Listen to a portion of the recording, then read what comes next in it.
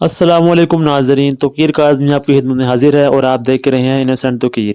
آج ہم جا رہے ہیں پاکستان کے مشہور و تاریخی مقام، جی ہاں میں بات کر رہا ہوں مینار پاکستان کی، جو کہ لاہور میں واقع ہے۔ یہ نہ صرف لاہور بلکہ پورے پاکستان کی شناخت ہے۔ ناظرین، یہ وہی جگہ ہے جہاں 23 مارچ 1940 کو قرارداد پاکستان پیش کی گئی تھی۔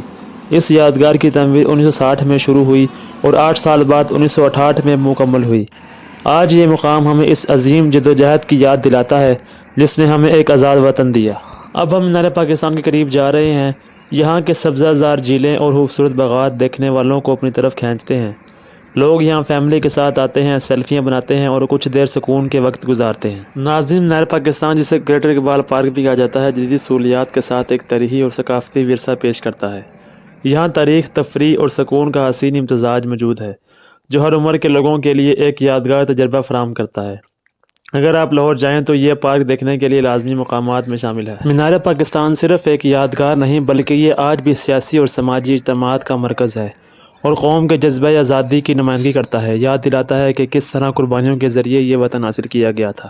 مینار پاکستان کی تعمیر کا مشورہ اس وقت کے صدر جنرل ایوب خان نے دیا تھا۔ 1960 میں ایوب خان نے اس یادگار کو تعمیر کرنے کا فیصلہ کیا تاکہ اس مقام کو نمایاں کیا جا سکے، جہاں 23 مارچ 1940 کو قرارداد پاکستان پیش کی گئی تھی۔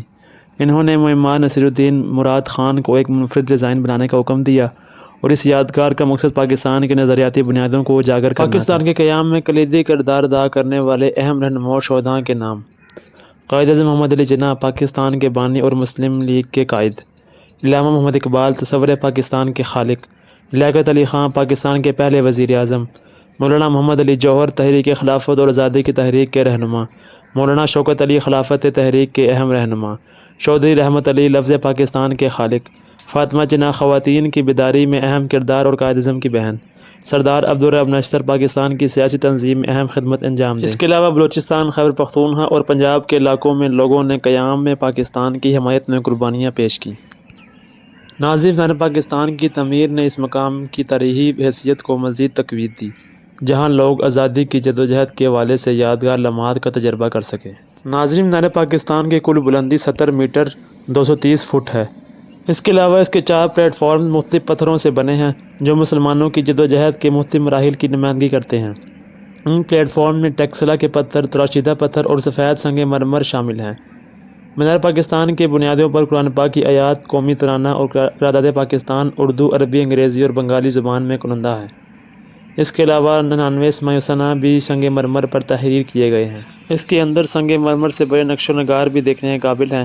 ہر منزل پر مختلف تاریخی مراحل کو ظاہر کرنے والے سنگین کتبے بھی نصب کیے گئے ہیں۔ اب ہم آپ کو 2 ایسے سوال اور ان کے جواب بتانے والے ہیں جو نہ کبھی کسی نے پہلے پوچھے ہیں اور نہ کبھی کسی نے پہلے بتائے ہیں، اور آپ میں سے بہت کم لوگ اسے جانتے ہیں۔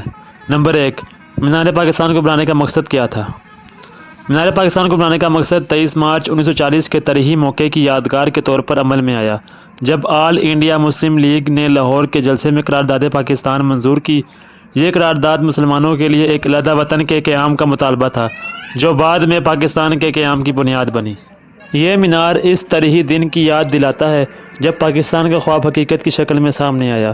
یہ مسلمانوں کے علیحدہ ملک کے لیے کی گئی جدوجہد اور قربانیوں کو خراج تحسین پیش کرتا ہے۔ اس کو بنانے کا مقصد قوم میں اتحاد و یکجہتی کا جذبہ بیدار کرنا اور پاکستان کے قیام کی اہمیت اجاگر کرنا ہے، اور یہ سیاحوں کے لیے ایک تاریخی مقام اور قومی فخر کا نشان بھی ہے۔